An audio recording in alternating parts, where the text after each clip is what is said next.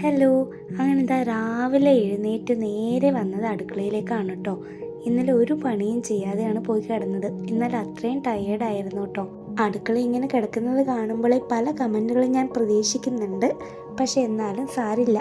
ഇവിടെ ഇപ്പോൾ ഇത് ഇങ്ങനെ കിടന്നാലും ഇനിയിപ്പോൾ നന്നായിട്ട് കിടന്നാലും കുറ്റം പറയാനും കുറവുകളൊന്നും പറയാനും ആരും തന്നെ ഇല്ല കേട്ടോ. ഞാനും ഏട്ടനും തന്നെയല്ലേ ഉള്ളൂ. എത്രയൊക്കെ പറഞ്ഞാലും നമ്മൾ ഒറ്റയ്ക്ക് വീടെടുത്ത് മാറി താമസിക്കുന്നതിൻ്റെ സുഖം അതൊന്ന് വേറെ തന്നെയാണ് കേട്ടോ.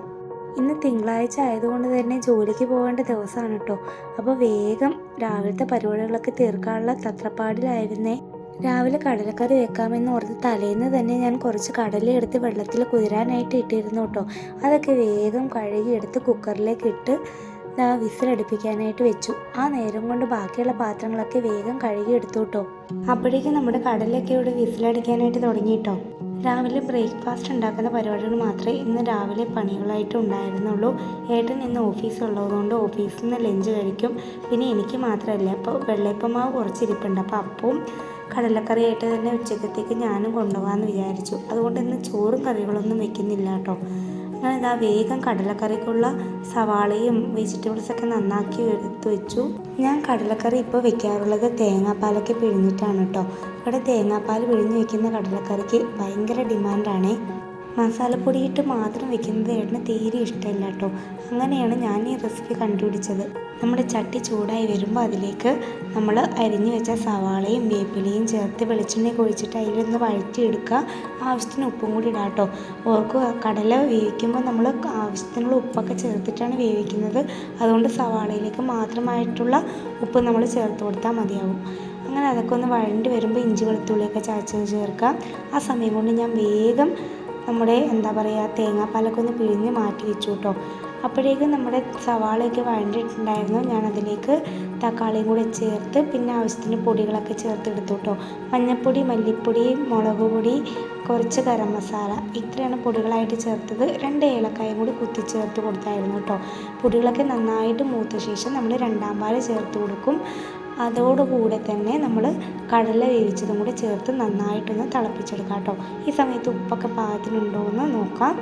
ചാറൊക്കെ ഒന്ന് കുറുകി തുടങ്ങുമ്പോൾ നമ്മൾ 1-ാം പാലും കൂടെ ചേർത്ത് നമ്മൾ തിള വരുന്നതിന് മുന്നേ ആയിട്ട് ഓഫ് ചെയ്ത് വെക്കാം കേട്ടോ. അങ്ങനത്തെ വേഗം നമ്മുടെ കടലക്കറി റെഡിയാക്കി പുട്ടൊക്കെ ആയിട്ട് ഷാനൂട്ടനും മേട്ടനും ഒക്കെ ബ്രേക്ക്ഫാസ്റ്റ് കൊടുത്തു. ഒപ്പം ഞാനും ഇരുന്ന് കഴിച്ചു കേട്ടോ. പിന്നെ ഉച്ചക്കത്തേക്കുള്ള എൻ്റെ ലഞ്ചൊക്കെ റെഡിയാക്കി, നല്ല അപ്പവും കടലക്കറി. അങ്ങനെ ഞങ്ങളിതാ വേഗം റെഡിയായി. ഷാനൂട്ടൻ ഇനി എൻ്റെ വീട്ടിലേക്ക് ആക്കണം, അതിനുള്ള പുറപ്പാടിലാണ് കേട്ടോ.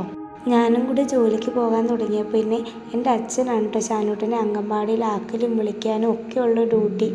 അംഗൻവാടിയിൽ നിന്ന് വന്നു കഴിഞ്ഞാൽ പിന്നെ അമ്മയ്ക്കാണ് ഡ്യൂട്ടി. ഞങ്ങൾ വരുന്നത് വരെ അവനെ അമ്മ നോക്കിക്കോളൂ കേട്ടോ. അങ്ങനെ വേഗം ഷാനൂട്ടനെ വീട്ടിലാക്കിയിട്ട് ഞങ്ങളിതാ ജോലിക്ക് പോവാണ്. ഞങ്ങൾ രണ്ടാളും ഒരേ സ്ഥലത്താണ് കേട്ടോ ജോലി ചെയ്യുന്നത്. ഒരു ഓഫീസല്ല കേട്ടോ.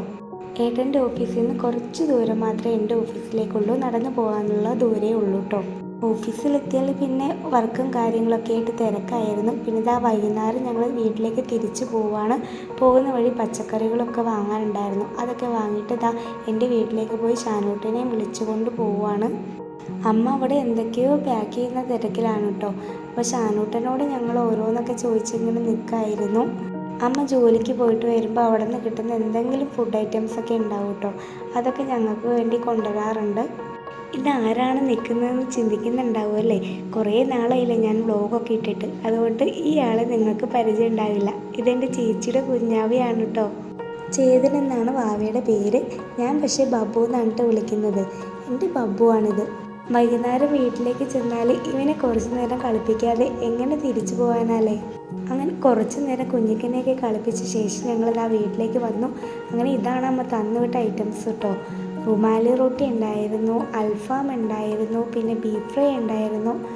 അൽഫാമിൻ്റെ കൂടെ മയോണൈസ് ഉണ്ടായിരുന്നില്ല. അപ്പോൾ ഞാൻ കുറച്ച് മയോണൈസ് ഉണ്ടാക്കാമെന്ന് വിചാരിച്ചു. അങ്ങനെ മിക്സിയുടെ ജാറിലേക്ക് എല്ലാം കൂടി ഇട്ട് അടിച്ച് അങ്ങോട്ട് കറക്കി മയോണൈസ് റെഡിയാക്കി. ആ നേരം കൊണ്ട് നമ്മുടെ ബാക്കിയുള്ള ഐറ്റംസൊക്കെ ഒന്ന് ചൂടാക്കി എടുത്തു കേട്ടോ. ഇന്ന് ഇതൊക്കെ കിട്ടിയതുകൊണ്ട് ചപ്പാത്തിപ്പണിയിൽ നിന്ന് ഞാൻ രക്ഷപ്പെട്ടു കേട്ടോ. അല്ലെങ്കിൽ എന്നും വൈകുന്നേരം ചപ്പാത്തി ഉണ്ടാക്കുന്ന പരിപാടിയിലായിരിക്കും. അങ്ങനെ ഫുഡ് കഴിക്കലൊക്കെ കഴിഞ്ഞ് നേരെ വന്നത് അടുക്കളയിലേക്കാണ് കേട്ടോ. ഡ്രസ്സ് പോലും മാറിയിട്ടില്ല. എന്തായാലും പണികളൊക്കെ കഴിയുമ്പോൾ ഒന്ന് മേലൊക്കെ കഴുകേണ്ടി വരും. അതുകൊണ്ട് ഞാൻ അങ്ങനെ തന്നെയാണ് കേട്ടോ അടുക്കളയിലോട്ട് കയറിയത്. കുറച്ച് ബീഫും വാങ്ങിച്ചിട്ടാണ് ഞങ്ങൾ വന്നിട്ടുണ്ടായിരുന്നത്. അപ്പോൾ ബീഫ് കറി വെക്കാനുള്ള പരിപാടിയിലാണ്. കുക്കറിലേക്ക് നമ്മുടെ ബീഫൊക്കെ ഇട്ട് ഇഞ്ചി വെളുത്തുള്ളി ചതച്ചതും പിന്നെ കുറച്ച് ഗരം മസാലയും ഉപ്പ് കുരുമുളക് പൊടിയൊക്കെ ചേർത്ത് നമുക്കതൊന്ന് വേവിക്കാനായിട്ട് വെക്കാം. സവാളയും കൂടി ഞാൻ അരിഞ്ഞിട്ടായിരുന്നു കേട്ടോ. ആവശ്യത്തിന് വെള്ളമൊക്കെ ഒഴിച്ച് അത് വേവിക്കാനായിട്ട് വെച്ചു. ആ നേരം കൊണ്ട് ഞാൻ കുറച്ച് കൊത്തമരക്ക ഉണ്ടായിരുന്നു, അതൊക്കെ ഒന്ന് അരിഞ്ഞ് വെച്ചു. നാളത്തേക്ക് അത്ര എളുപ്പമായല്ലോ എന്ന് വിചാരിച്ചു കേട്ടോ. പിന്നെ കുറച്ച് സവാള വഴറ്റി അതിലേക്ക് തക്കാളിയും കൂടി ചേർത്തിട്ട് നമ്മൾ പൊടികളൊക്കെ ചേർത്ത് വെന്ത ബീഫിലോട്ട് ചേർത്ത് കൊടുക്കുക. 2 ഉരുളക്കിഴങ്ങും കൂടി ചേർത്ത് വീണ്ടും 2 വിസിലും കൂടി അടുപ്പിച്ചെടുത്താൽ നമ്മുടെ എളുപ്പത്തിലുള്ള ബീഫ് കറി റെഡി ആയിട്ടുണ്ട് കേട്ടോ. പിന്നെ സിക്കിൽ നിറച്ച് പാത്രങ്ങളായിരുന്നു, അത് ഏട്ടൻ കഴുകി തരാമെന്ന് പറഞ്ഞു കേട്ടോ. അങ്ങനെ കറിയൊക്കെ റെഡിയാക്കി ഷാനൂട്ടന് വേഗം ചോറൊക്കെ വാരിക്കൊടുത്തു. ഇനി ഷാനൂട്ടന് മേല് കഴുകാനുള്ള പരിപാടിയിലാണ്. അങ്ങനെ അച്ഛനും മോനും കൂടി മേലൊക്കെ കഴുകാനായിട്ട് പോയപ്പോഴേക്കും ഞാൻ റൂമിൽ AC ഒക്കെ ഇട്ട് കുറച്ച് നേരം അവിടെ ഇങ്ങനെ വന്നിരുന്നു കേട്ടോ. പണിയൊക്കെ കഴിഞ്ഞപ്പോൾ നന്നായിട്ട് വേർത്തിട്ടുണ്ടായിരുന്നു. അങ്ങനെ വേഗം ഞാനും പോയി മേലൊക്കെ കഴുകി ഇനി ഞങ്ങൾ ഉറങ്ങാൻ പോവാണ് കേട്ടോ. അപ്പോൾ ഇന്നത്തെ വീഡിയോ ഇത്രയേ ഉള്ളൂ. നിങ്ങൾക്ക് എൻ്റെ വീഡിയോസൊക്കെ ഇഷ്ടമാവുകയാണെങ്കിൽ എല്ലാവരും സബ്സ്ക്രൈബ് ചെയ്ത് സപ്പോർട്ട് ചെയ്യണം കേട്ടോ. പുതിയ വീഡിയോ കാണുന്ന എല്ലാ കൂട്ടുകാരും മറക്കാതെ സബ്സ്ക്രൈബ് ചെയ്യണേ. ബായ്.